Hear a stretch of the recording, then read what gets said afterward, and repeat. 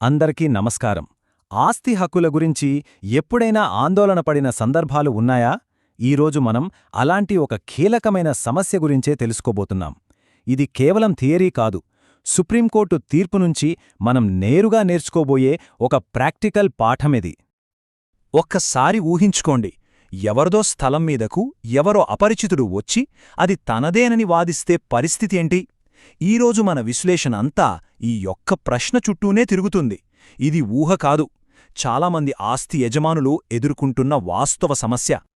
ఇలాంటప్పుడు తమ హక్కును కాపాడుకోవడానికి మన చేతిలో రెండు ప్రధానమైన లీగల్ వెపన్స్ ఉంటాయి. కాని ఇక్కడో చిన్న మెలికుంది. సరైనదాన్ని ఎంచుకోకపోతే కథ అడ్డం తిరుగుతుంది. ఇంతకీ అవేంటి? వాటి మధ్య తేడా ఏంటో ఇప్పుడు చూద్దాం. సరే, ఈ రెండింటి మధ్య తేడా చాలా సింపుల్, కాని చాలా ముఖ్యం. ఇంజంక్షన్ దావా అంటే సింపుల్గా చెప్పాలంటే ఒక తాత్కాలిక కంచెలాంటిది. అంటే అయ్యా, నా స్థలంలోకి రావద్దు, అతన్ని ఆపండి అని కోర్టు ద్వారా ఒక అడ్డుకట్ట వేయించడం. మరి డిక్లరేషన్ దావా? ఇది ఆస్తికి పునాదిలాంటిది. ఈ స్థలానికి అసలు యజమాని నేనే అని అధికారికంగా తేల్చేయండి అని కోరడం. చూసారా, ఒకటి జోక్యాన్ని ఆపుతుంది, రెండోది మన హక్కునే బల్లగుద్ది చెప్తుంది. సరే, ఈ రెండు దావాల్లో సరైనదాన్ని ఎంచుకోవడం ఎంత ఇంపార్టెంటో అర్థం చేసుకోవడానికి మనం ఇప్పుడు ఒక రియల్ కేసుని చూద్దాం. అదే Anathala Sudhakar versus P Bucchireddy case. కథ మొదలైంది చాలా సింపుల్గా. వరంగల్లో 2 ఖాళీ ప్లాట్లు. అంతలోనే ఇద్దరు వ్యక్తులు తెరమీదికొచ్చి ఇది నాది అంటే ఇది నాది అని వాదించడం మొదలుపెట్టారు. ఇక్కడే అసలు చిక్కు వచ్చి పడింది. ఒకే ఆస్తికి ఇద్దరు ఓనర్లు ఎలా ఉంటారు? ఇప్పుడు చూడండి, ఈ వివాదంలో అసలు ట్విస్ట్ ఏంటంటే రెండు వాదనల మూలాలు ఒకే కుటుంబంలో ఉండటం. వాదుల వాదన ప్రకారం వాళ్లు 1968లో రుక్మిణీబాయి అనే ఆవిడ దగ్గర స్థలం కొన్నారు. మరి ఆమెకు ఆ స్థలమెలా వచ్చింది?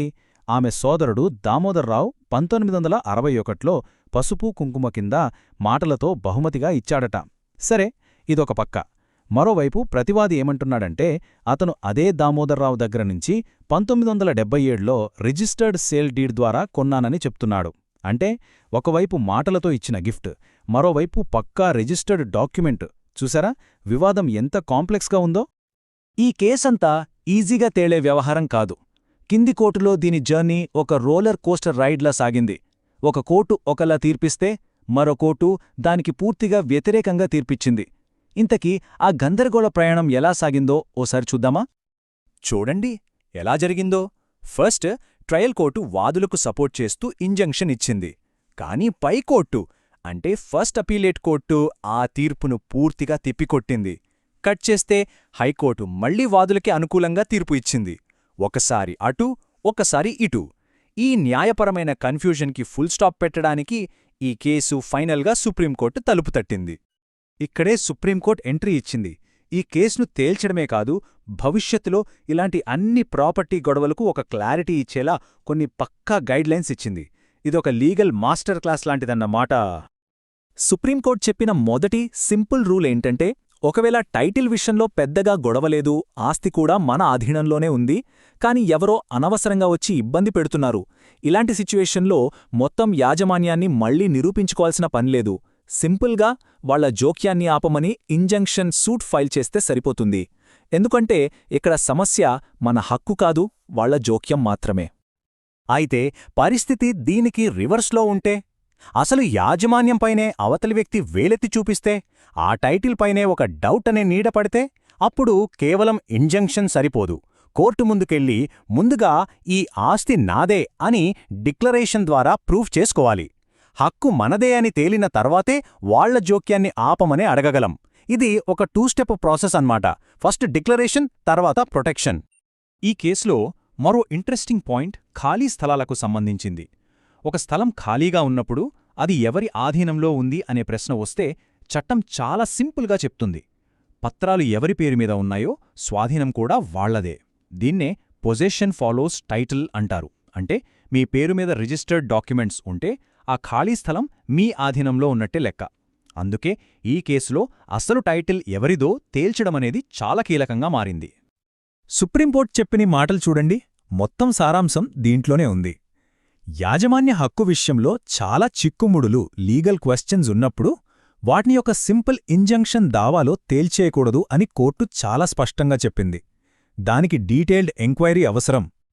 మొత్తానికి ఈ సుధాకర్ వర్సెస్ రెడ్డి కేసు నుండి మనం నేర్చుకోవాల్సిన అసలైన పాఠమేంటి, దాని సారాంశమేంటో ఇప్పుడు చూద్దాం.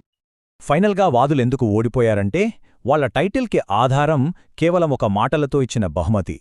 అది చాలా వీక్ పాయింట్. ప్రతివాది వాదనతో వాళ్ల టైటిల్పై పెద్ద సందేహం వచ్చేసింది. అయినా సరే వాళ్లు తమ హక్కును నిరూపించుకోవడానికి డిక్లరేషన్ దావా వేయలేదు. కేవలం సింపుల్గా ఇంజంక్షన్ దావా వేశారు. ఒక ముక్కలో చెప్పాలంటే సమస్య ఒకటి అయితే వాళ్లు వాడిన ఆయుధం మరొకటి. Wrong tool for the job అన్నమాట. కాబట్టి చివరిగా మనమందరం గుర్తుంచుకోవాల్సిన ఒకే ఒక్క ముఖ్యమైన విషయం. ఎవరైనా మన ఆస్తి దగ్గరికి వచ్చి గొడవ పడుతున్నప్పుడు ఆగు అని చెప్పడానికి ముందు మనల్ని మనం ఒక ప్రశ్న వేసుకోవాలి. ఈ భూమి నాదే అని ఎలాంటి సందేహం లేకుండా నిరూపించడానికి నేను సిద్ధంగా ఉన్నానా అని. ఆ ప్రశ్నకొచ్చే సమాధానమే మన న్యాయ పోరాటంలో గెలుపుని నిర్ణయిస్తుంది.